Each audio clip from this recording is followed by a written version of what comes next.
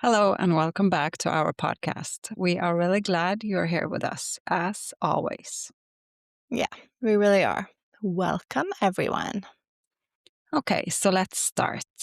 You go first. What are we talking about today? Well, in our last episode, we talked about identity. That question so many of us end up asking at some point in our lives. Who am I now after loss, after moving, after kids, after trauma, and after something happens that doesn't just change your life, but actually changes you? Because sometimes you don't only lose someone or something, you lose the version of yourself that you were before. And we talked about self worth and how identity can shift when life doesn't turn out the way that you expected. And often, I must say, the theme for the next episode kind of shows up on its own.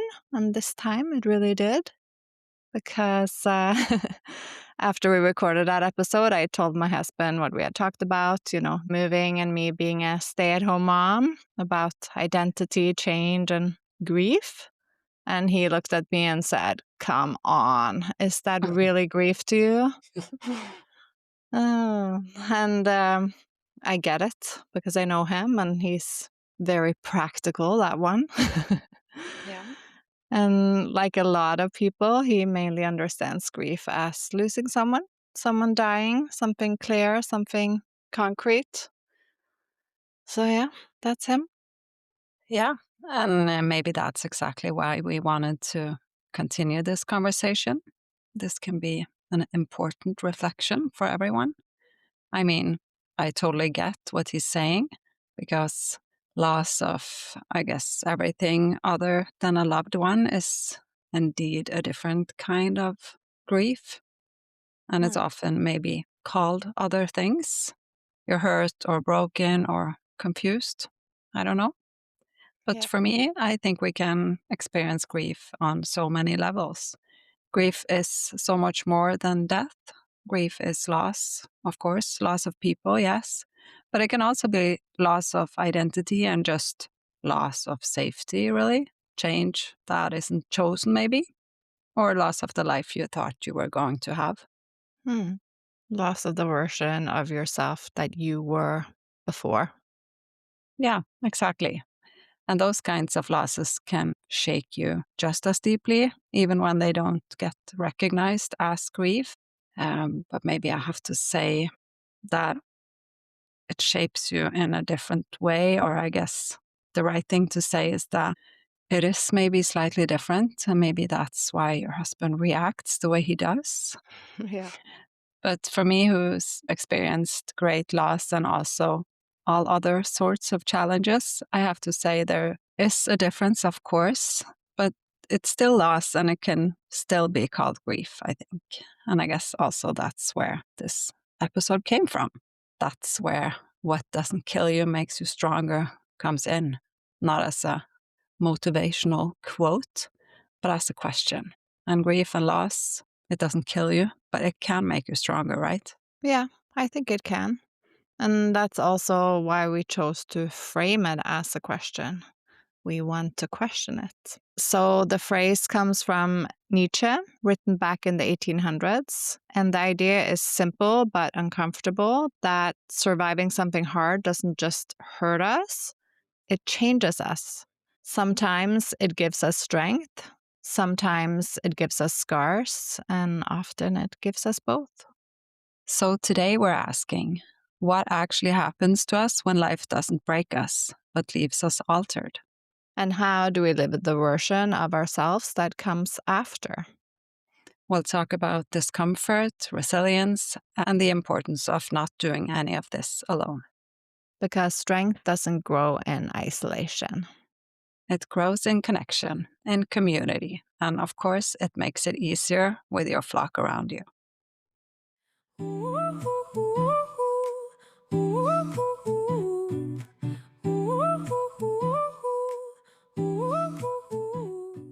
So let's start with the big question. Do you think we actually become stronger through discomfort? What doesn't kill you makes you stronger, as we called this episode. is that just a cliche or is there something real in it? Because sometimes what doesn't kill you doesn't make you stronger right away. Sometimes it just leaves you changed. And then the real question becomes, who am I now when the old version of me no longer fits in my life? Yeah, I have to say, I've really felt that in my body, that sentence. So for me, the answer is yes. I think there's something real in it. But speaking in general, it's more nuanced, I think. To begin with, we as humans need to be able to live with fear and uncertainty. I mean, that is a fact. Discomfort is kind of built into us. It's biology, it's what kept us alive. So we need fear. We need to be able to think, this is dangerous, I need to get away. Yeah. That's a human instinct. Um, because the ones who didn't have that instinct, they didn't survive. It's that simple. Mm, that is actually so true. So, in a way, discomfort is part of our design then. Yeah, I think you could say that. We've learned over generations to tolerate adversity. Our bodies and minds have adapted to hardship long before we ever had comfort or safety. And struggle was never the exception, it was the norm. And because of that, we carry an enormous capacity to endure difficult things, even when it doesn't feel like it. Yeah. I think we often forget that strength isn't something modern life gave us, it's something we inherited.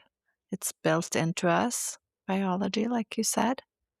And even when we feel fragile or overwhelmed, that strength is still there, waiting to be used, kind of.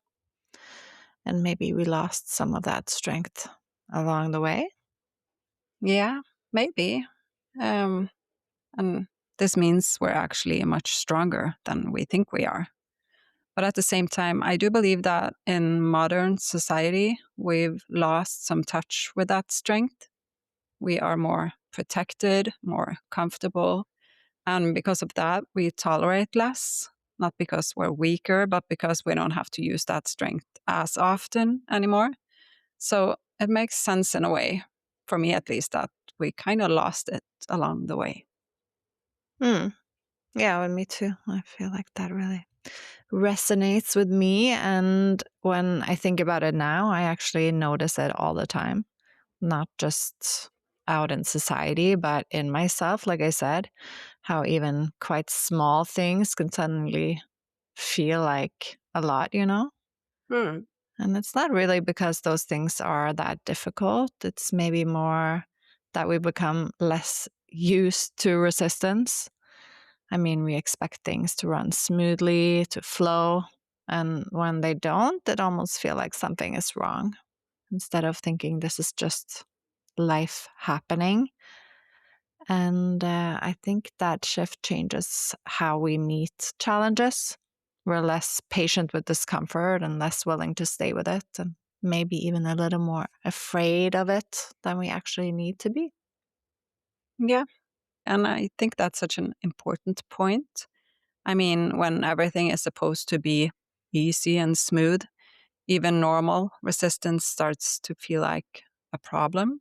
Mhm. And we forget that friction is just part of living. And it doesn't mean you're failing or that something is wrong with you.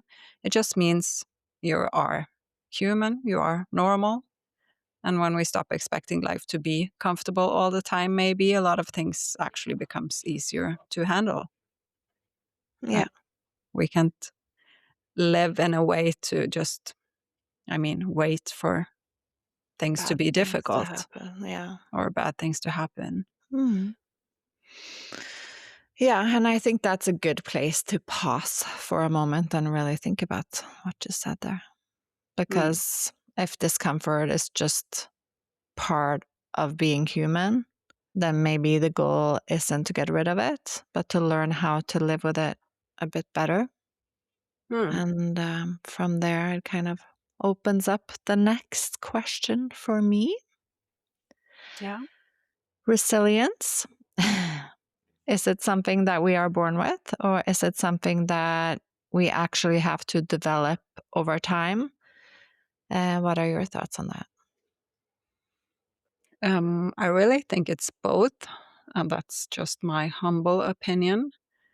Some of it is there from the start, our personality, temperament, genetics, what you bring with you into the world. But a big part of it is something you have to build yourself also along the way. And I think that ability has almost been, I don't know, hidden from us, like we've forgotten it's even possible. Because resilience isn't just about handling what life throws at you. It's also about being able to sit with your own reactions when it happens.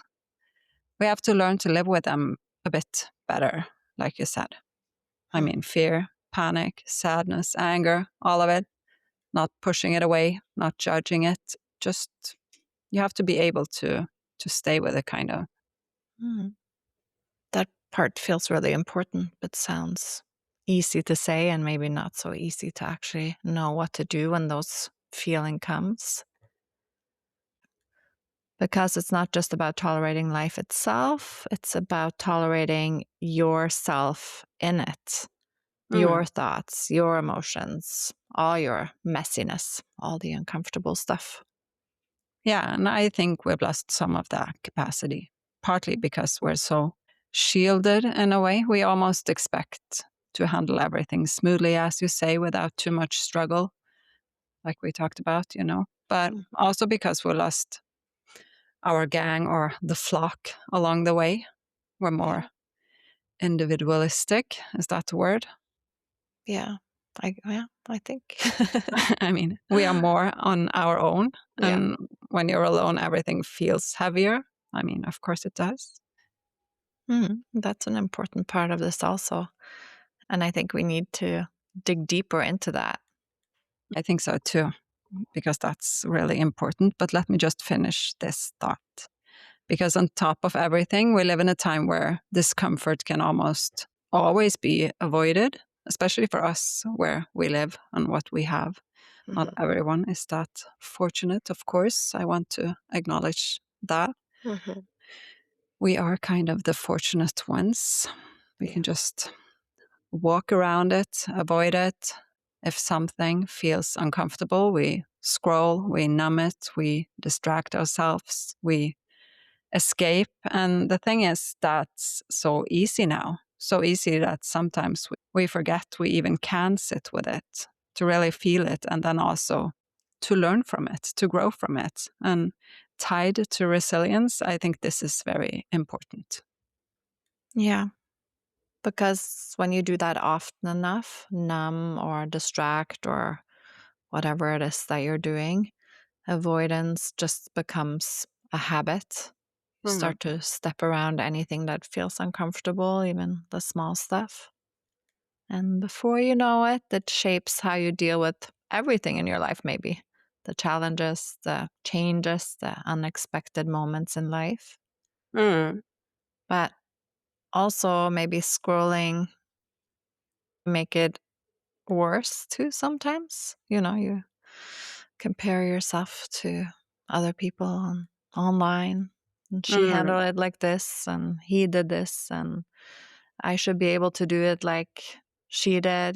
That's not a good thing either.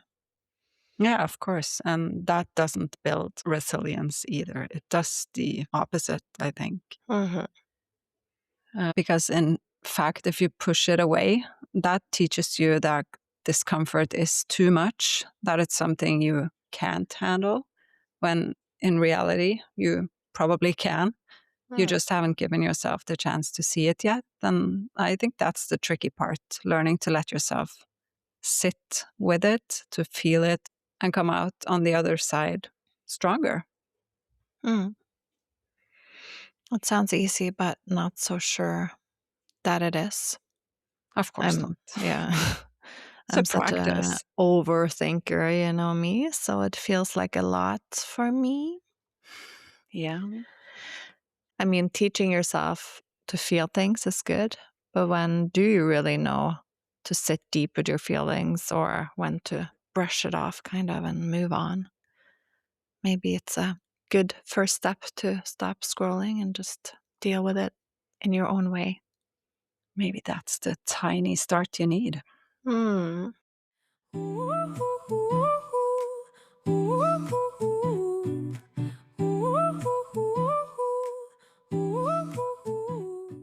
Okay, so we mentioned the flock or the gang or your crew, but we didn't really dig into it. And I think we need to because this is such an important part of resilience. Yeah, definitely.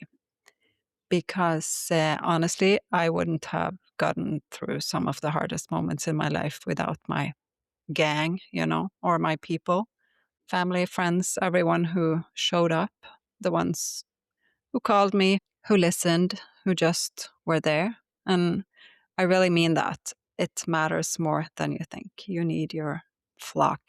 Hmm. You can tolerate more together than alone for sure. And can you Hmm. imagine if no one cared or showed up for you the way that they did? No, that would make it all so much harder to get through.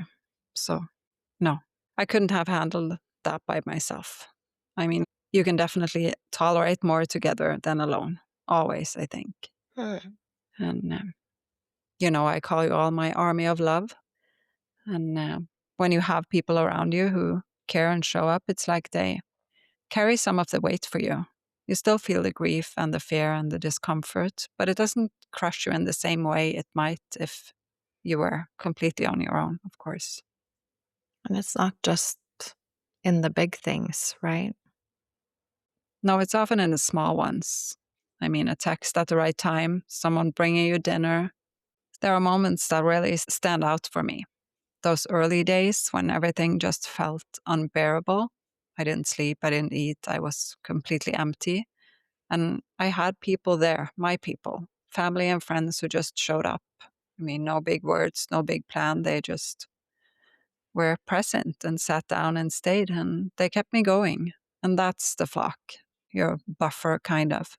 For me, I really feel it gives you strength, a strength you can't always create on your own. And that's my view on the flock, anyways. That really shows what you mean by it being a buffer. I Mm. guess we can say that they are not removing the pain, but absorbing some of the impact of it, maybe. Yeah. And I think we sometimes underestimate how much that matters. I mean, we are all flock animals at our core. That's how we're built.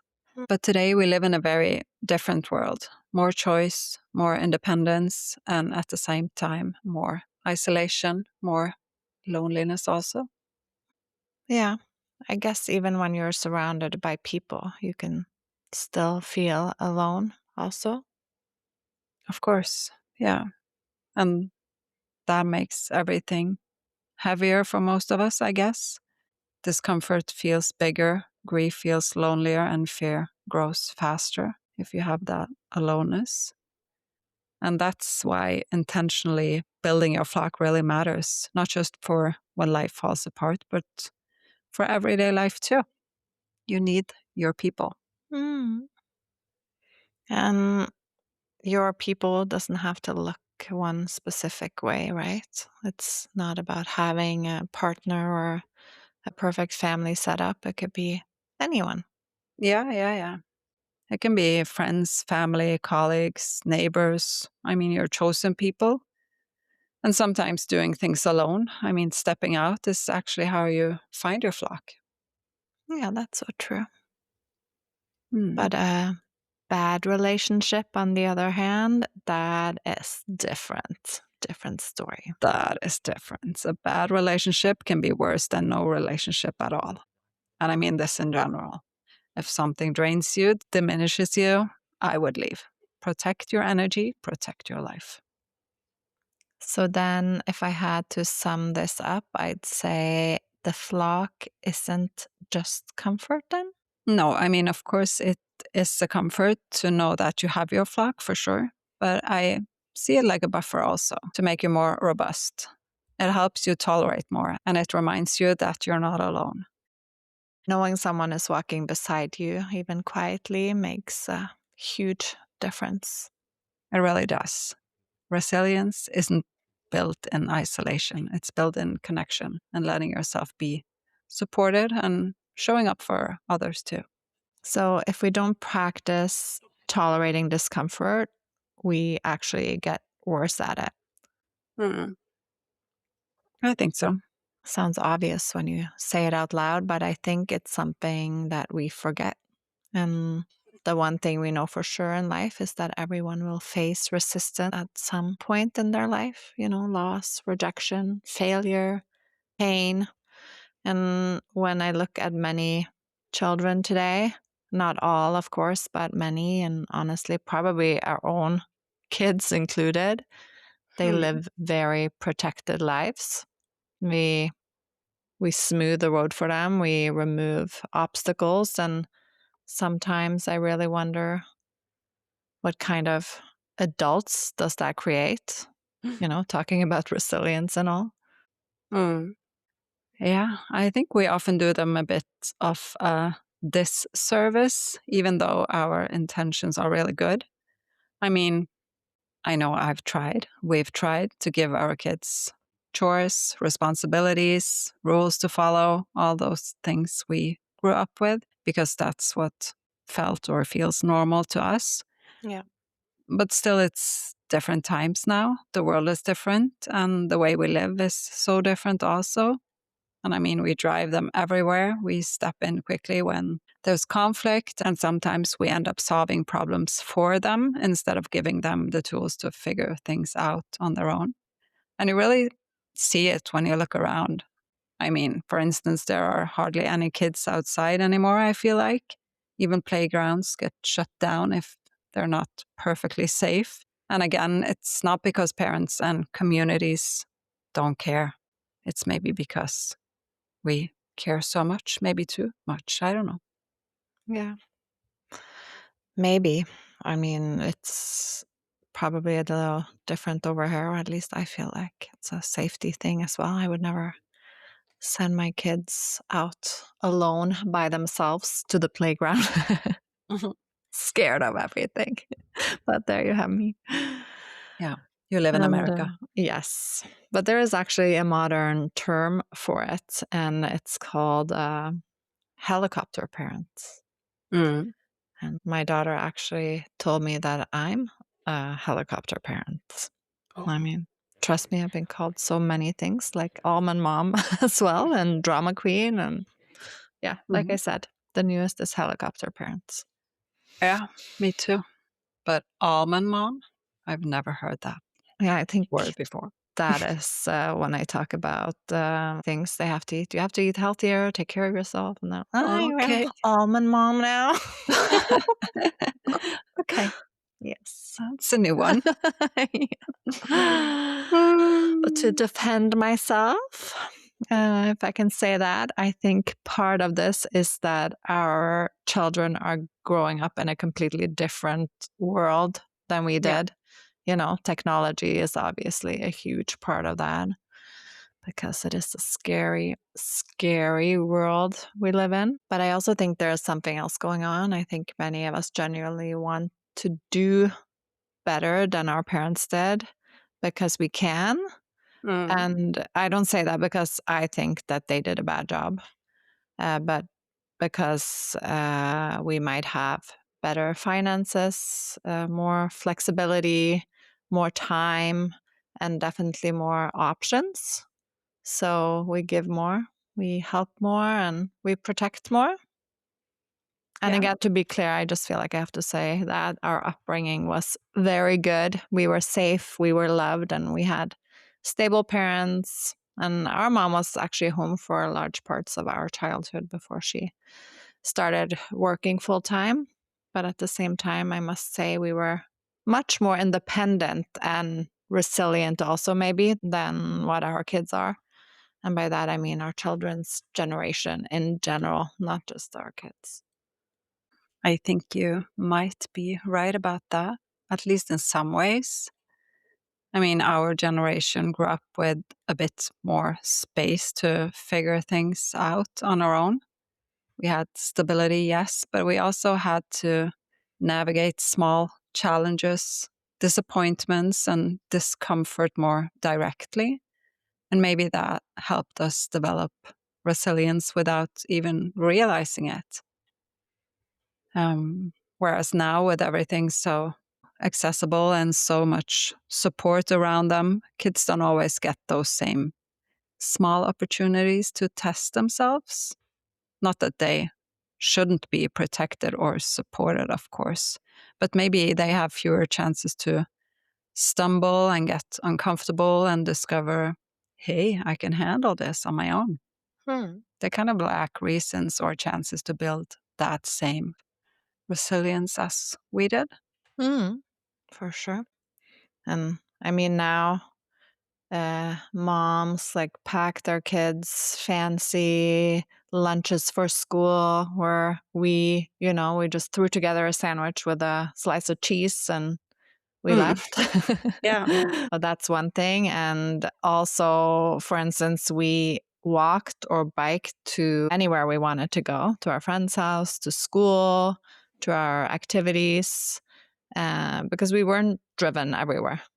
And I also remember that our parents maybe never came to our volleyball games or whatever. Now that's like, okay, I can't miss any of my son's games. I have to be there for all of them.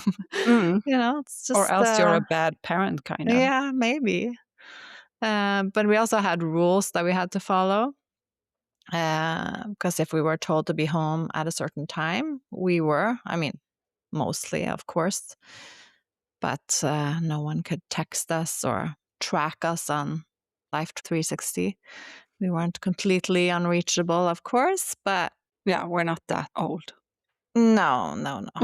We did have landlines back then, but no mobile phones or Snap Maps, and like I said, Life 360 that we have downloaded.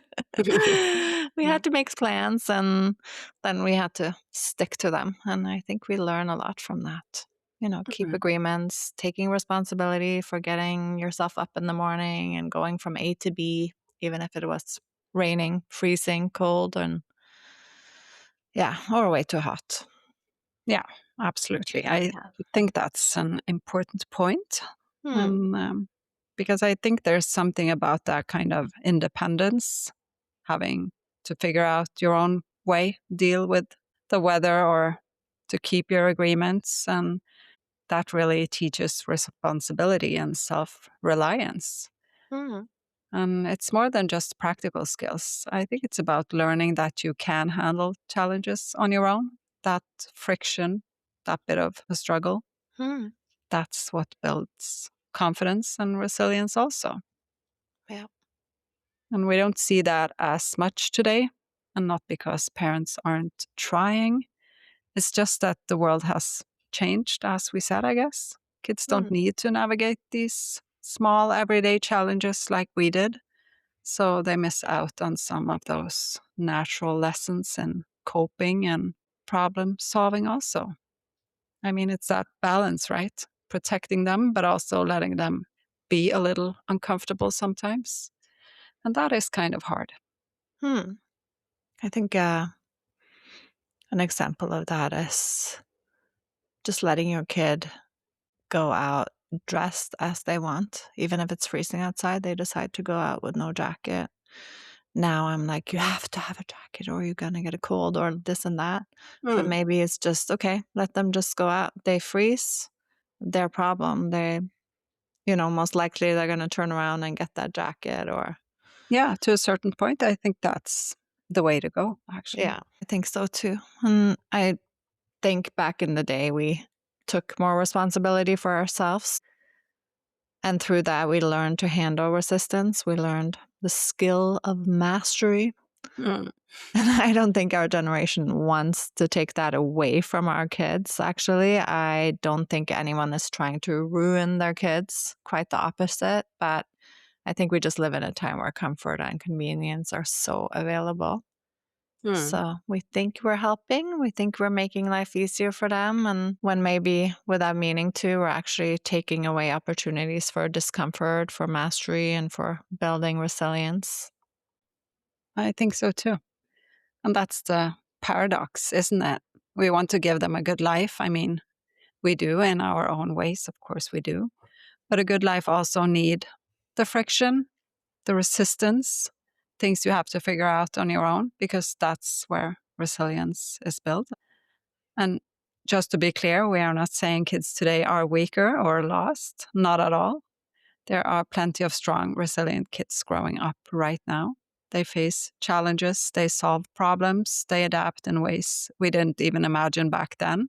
Yeah. But the challenge is, I think, sometimes it's harder for them to bump up against friction naturally, like the little everyday kinds that we had. It's more complex now in so many ways. Like Hmm. maybe, I don't know, learning to wait your turn, figuring out conflicts with friends without a quick message or parents stepping in, or Yeah. getting yourself to soccer practice in rain without complaining, for instance. Yeah. That makes sense.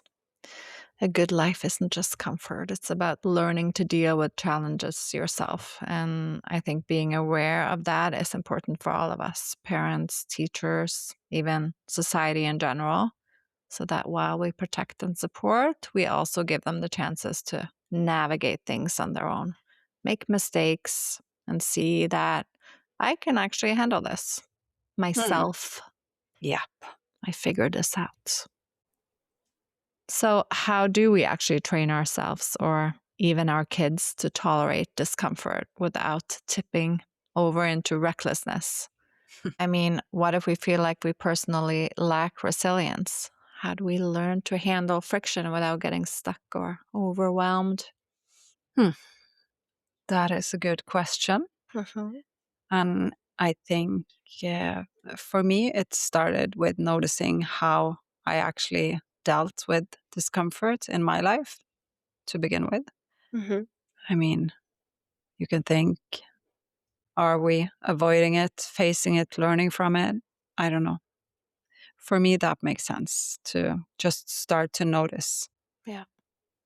And, when I started doing a bit of research for this episode, I kind of stumbled across this radio show by chance. And honestly, now for me, this whole conversation is really inspired by that. It Okay. was so interesting, and I learned Hmm. so much more than I expected Okay. on this very topic. Mhm. Tell me more. So, a doctor and a psychiatrist were talking about the resilience and coping, and he actually said that they aren't just nice to have, they're absolutely crucial for living a good life. And I couldn't agree more. And the question he kept coming back to was, how do we find this superpower? They actually called it that. And his answer was simple but not easy. He said that we have to practice discomfort, like we talk about here. You have to start doing things that scare you a little, standing in situations where you might fail or embarrass yourself. Easy enough, isn't it? And then after, you have to ask yourself, is this really dangerous or is it just uncomfortable? Hmm. That is actually such a helpful distinction. It is. But you have to be aware of it, right? What What? you're maybe avoiding and why, and so on. I mean, if you don't have that skill or superpower to start with, it's not obvious for everyone. Mm, maybe. But it starts there, just recognizing it. And then slowly, step by step, you practice, you put yourself in situations that feels uncomfortable, even just a little. Honestly, I think we all have done this in some way or another, whether we notice it at the time or not. For me, it's become really clear that the more you practice standing in discomfort, the stronger and more resilient you get. And once you realize that, it changes how you meet challenges because you know you can handle them, even if it's scary or uncomfortable. You can Hmm. learn that it's not dangerous because it's hardly ever is. Yeah, I can relate to that. It could be just standing in front of your class, reading something out loud, Hmm. Or like when I moved abroad, just me and my daughter, that was only 7 at the time. It was, of course, exciting in one way, but also scary and uncomfortable at first. All the unknown that was in front of us. Everything from navigating a new country and a new city to just figuring out day to day life. That really pushed me out of my comfort zone. Not just me, though, but my daughter, too, of course. And she had to learn a new language, starting a new school where no one spoke her language. It was scary, but I definitely think that she has learned so much from that, too. So my Hmm. main priority at the time was, of course, to make sure that it would be as smooth as possible for her, to be strong for her.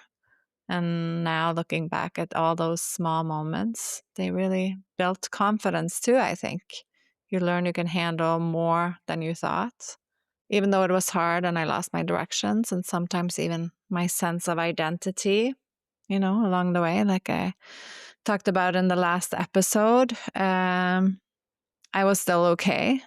Hmm. But then it's more the thoughts of who am I now? And is this version of me okay now? Hmm. This is a great example of how we really can learn more and become more resilient and resistant. Mm. I mean, you did it over and over. And of course, it's challenging, but it wouldn't be real life if it wasn't, right? Yeah, absolutely. And I think that really shows how different kinds of challenges teach us different things. Hmm.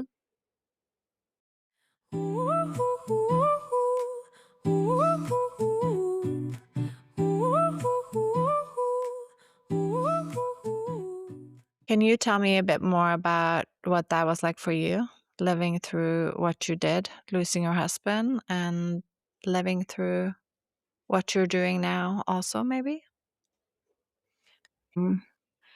I mean, for me, when I lost my husband and everything and all the illness and, standing in that grief, that nightmare and feeling everything so raw, that was another kind of practice in discomfort for real. One I could definitely be without, but it's one of the, I don't know, things that I've personally learned the most from, without a doubt. I Mm. mean, you cannot avoid grief and you can't escape it. I listened to the song, Hotel California. Mhm. And in that song, there's a line that says, you can check out anytime you like, but you can never leave. And I Mm. think, oh, so that's what I'm Hmm. doing. Yeah, Yeah, a little side note here yeah, just popped into my head. I that's mean, true. it really is. Hmm. But you just have to keep living your life while you grieve, while you cope, while you figure out how to manage it all, and also while you're becoming someone new, because that's really what happens. You Yeah. have to build a new life.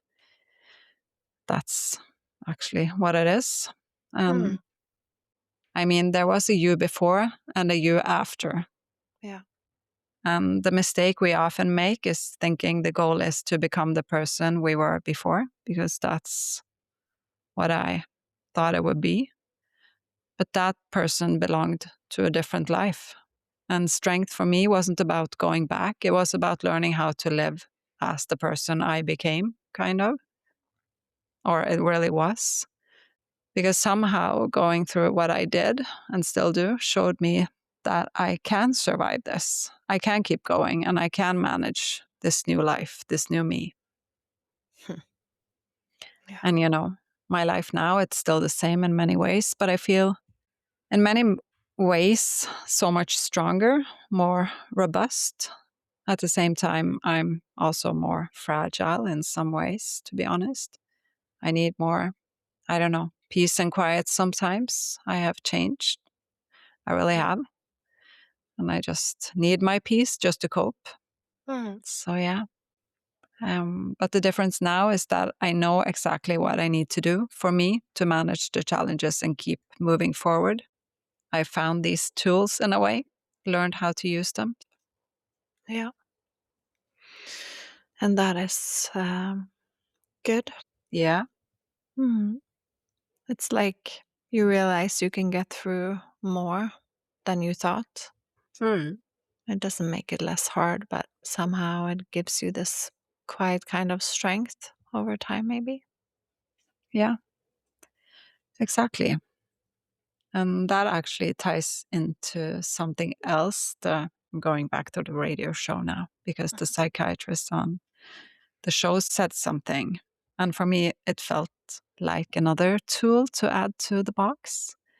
He actually suggested try seeing yourself as average, I mean, in general.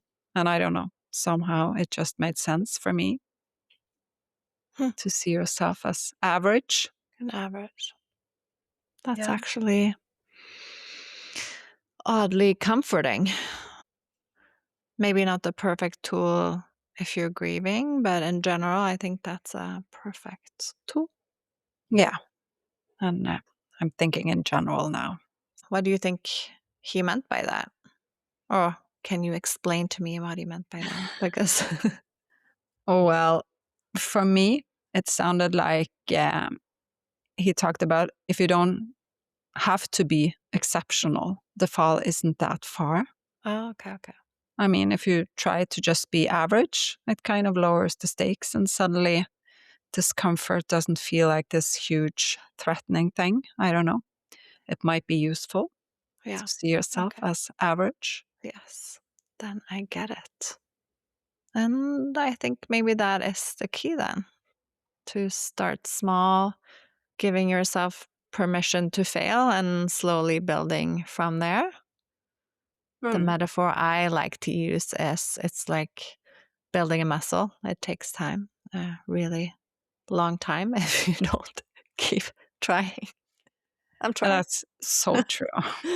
Small steps, reflection, and practice. Hmm. And again, you usually are much stronger than you think.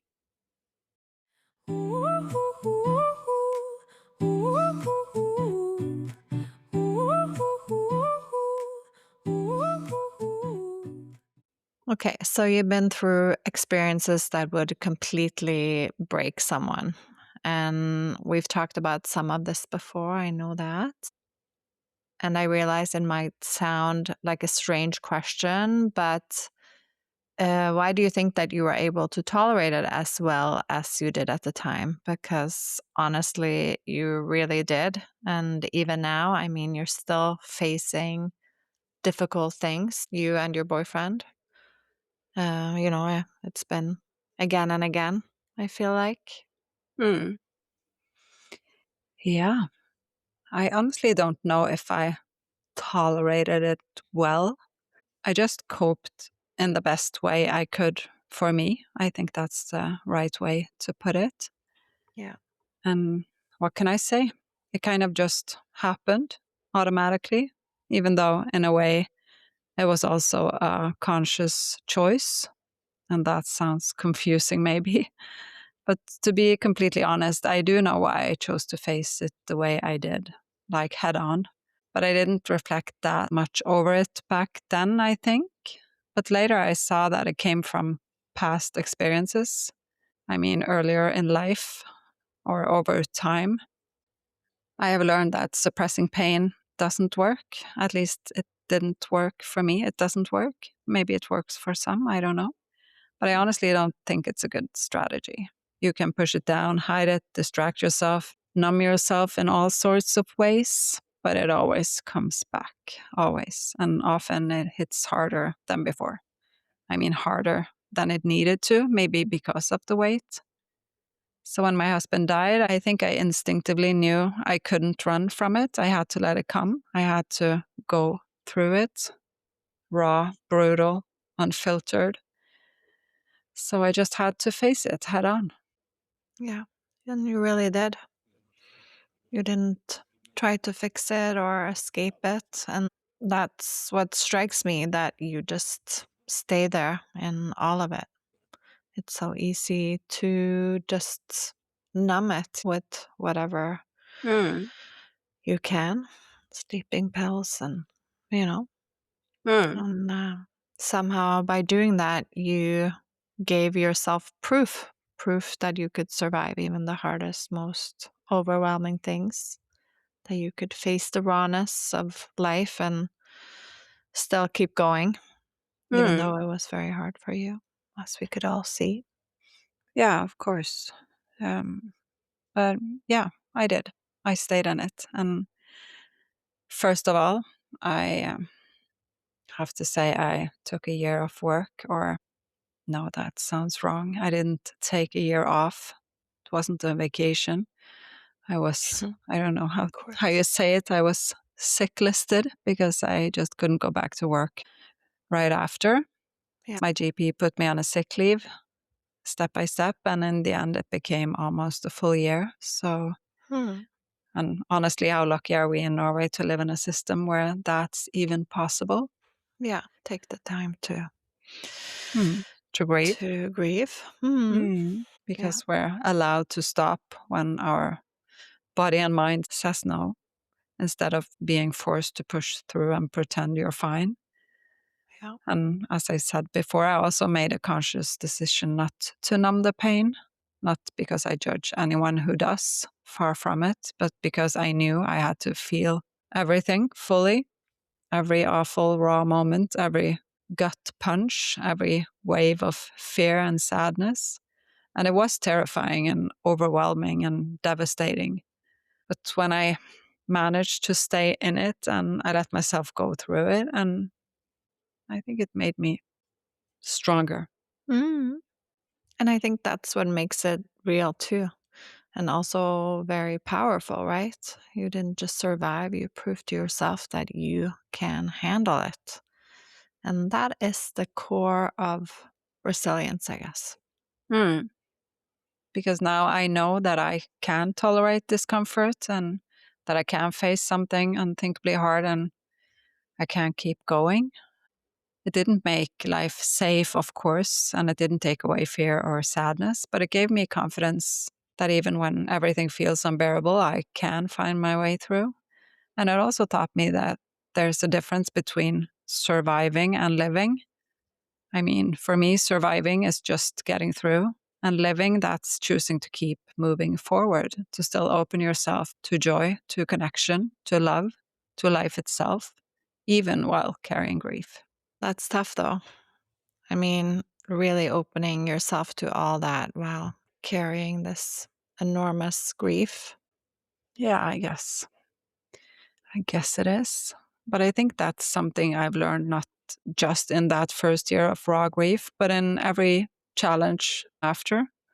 That capacity, once it's there, it grows slowly and quietly, I guess. So it's not about being unbreakable. Not at all, actually. It's about knowing that you can stand up again no matter what hits you. Exactly. And for me, I think that's the core of resilience. Not that you don't feel, not that you don't hurt, not that life doesn't knock you down, but that you learn how to keep standing anyway, despite it all. And that's a choice every single day. What doesn't kill you makes you stronger. Definitely does. But I have to ask, what does it actually mean to be robust? And is it always a good thing? What do you think? Hmm. I don't even know if I can explain that because it's not just about how strong you are or how good you are at handling crisis.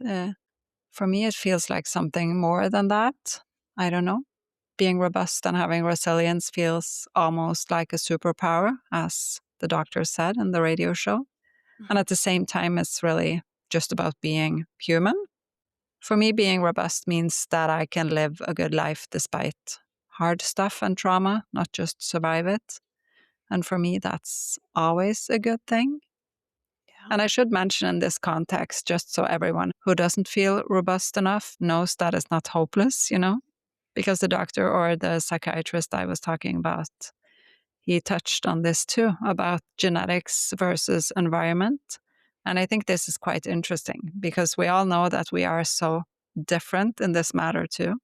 And he said that roughly 50% of our resilience is genetic, and the other 50% comes from our environment. And that second half, that's where we actually have power. That's where intentional choices, experiences, and habits shape who we become. Hmm. So, robustness isn't about hardening yourself, it's about having enough inner safety to let yourself change without losing your sense of worth. Hmm.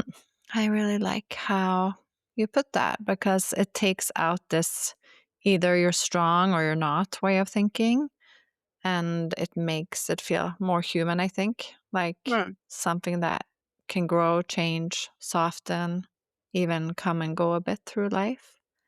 And I think that's important to say out loud that resilience isn't a personality trait you either have or you don't have. It's something shaped by what you live through and by the choices you keep making along the way. Yeah, exactly. And he also talked about bitterness, Mhm. how it slowly eats away at your resilience from the inside. And I think that's really important to address here too. He actually quoted Mandela: being bitter is like drinking poison and hoping someone else dies.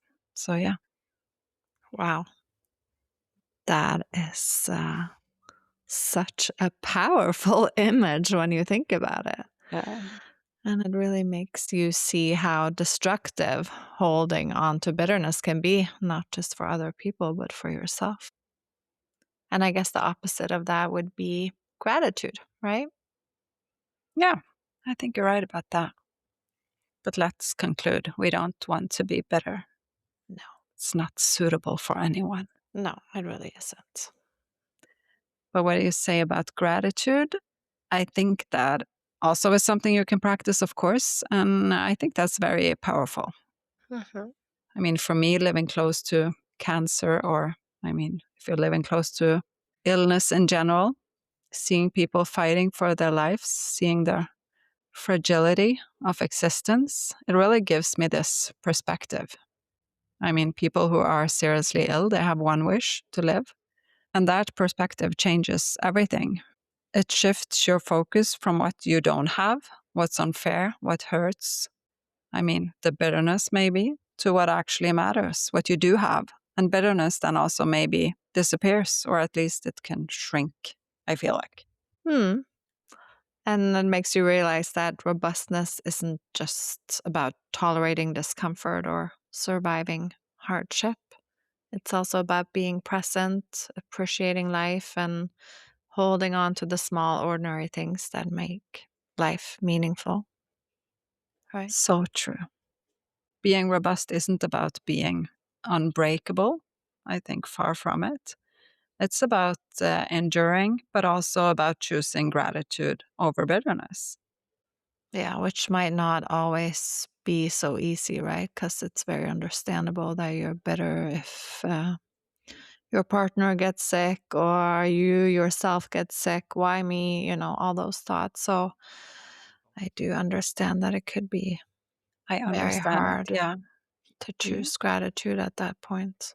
But you can choose to not get stuck in it. That's your choice. Yes. And it's also about knowing that even when life hits hard, you can still find moments of joy, connection, and purpose. And that's what strengthens you in the long run. Mm. That is probably the thing, to Hmm. focus on that instead. So let's repeat this. Gratitude isn't just a nice idea, it's a practice, a choice, and it's as much a part of resilience as facing discomfort or having a strong flock. Yeah, I think so. And I also think the more you notice and nurture it, the more robust you become. Not in a cold, invincible way, but in a human, grounded way that really can carry you through life in a good way.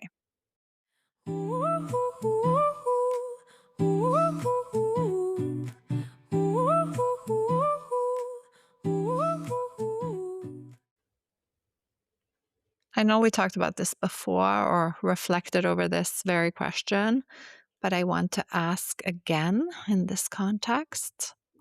Do you think we need dramatic experiences to truly appreciate life? Hmm. Um, yeah, I think it can make it easier, yes, to open your eyes, kind of. For me, it did. Going through intense, life changing moments, it strips away all the nonsense. The small stuff you get caught up in suddenly doesn't matter. You start seeing clearly what really counts. But I think the important thing is you don't need trauma to learn this. I mean, everyone can practice gratitude and everyone can notice the small joys, the connections, the moments that make life meaningful for you. So I think it's a skill you can cultivate, just like resilience or endurance. Trauma can highlight it, but it's not the only way to see life for what it is. Yeah, that makes sense. It's kind of freeing, actually. You don't have to wait for something dramatic to make you wake up and change perspective. You can start now with the life you already have. And that is always a good reminder, I think. Yeah, it really is. And in a way, I think that's empowering also because you can train yourself to appreciate life more intentionally, actively, every day. And the more you do it, the stronger you become and the more resilience you build also. So, after everything you've experienced and still do, all the grief, the uncertainty, the challenges, I just have to ask, would you still say that you had a good life, Nina, my Yeah, dear? absolutely. And I don't say that lightly, of course. If I could choose, I would want a more carefree life in between. Who wouldn't? Less loss, less fear, less of those moments where everything feels uncertain. But when I really look at my life, I think I've been lucky. I have to say that. I'm healthy. I have loved deeply twice. I have two incredible children. I have friendships and family relationships that are strong and real. And I've also made choices that feels true to who I am, even when they were hard. And maybe most importantly, even in the hardest moments, I've known somewhere inside that I will be okay. Not because life is easy, but because I've learned that I can handle what comes my way. And for Hmm. me, that's what makes it a good life. Yeah. Yeah, you definitely learned the hard way, if I can say that. Sounds very harsh, I guess, but yeah, Harsh but true. yeah. Thank you for sharing that. And I think that is a good place to end this conversation. And I want to leave this thought with anyone listening. We have choices, we have responsibility, and we have more strength than we realize, more resilience, more courage, and more capacity for joy that we often give ourselves credit for. And maybe that's why sayings like, what doesn't kill you makes you stronger, still sticks around, right? Hmm. Not because they're always true in a simple way or because suffering automatically makes you wiser, but because when you're willing to face life, really face it, something does grow in you. Yeah. Life is never perfect. And those phrases can sound so empty when you're in the middle of grief or hard times. But with time, the right people around you, a willingness to stay with discomfort instead of running from it, and a practice of noticing what's still good, life can still be very, very meaningful and beautiful. Yeah, strength isn't about avoiding pain, it's about staying present in your life even when it hurts. Yeah.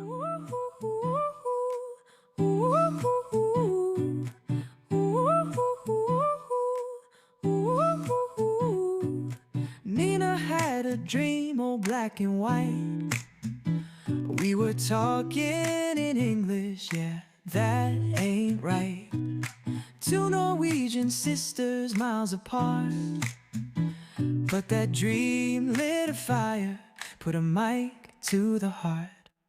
Katrine's in the States, Nina's back home. Two voices, one mission through the microphone. Grief in life, the highs and the lows. We hit record, where the file go? Oh, we fumble, we stumble, but baby we shine. Lost the intro, never mind. Wi-Fi shaky, cables crossed, but our hearts stay strong, no moment lost. From a dream to the mic, now the world can hear. Two sisters telling truths with a laugh and a tear. We live, we learn, we sip, we sigh. Talking love, talking lost, let the echoes fly. Grief walks in, pulls up a chair, says I'll stay a while, yeah, life ain't fair. But we mix it with laughter, a toast in hand, finding light where the dark still stands.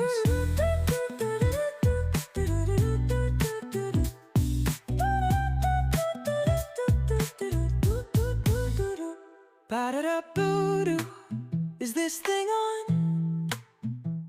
Mic's on mute, oh well, move along. Ba-ba-dee, ba-ba-da, take two. Oops, too late, let's laugh it through.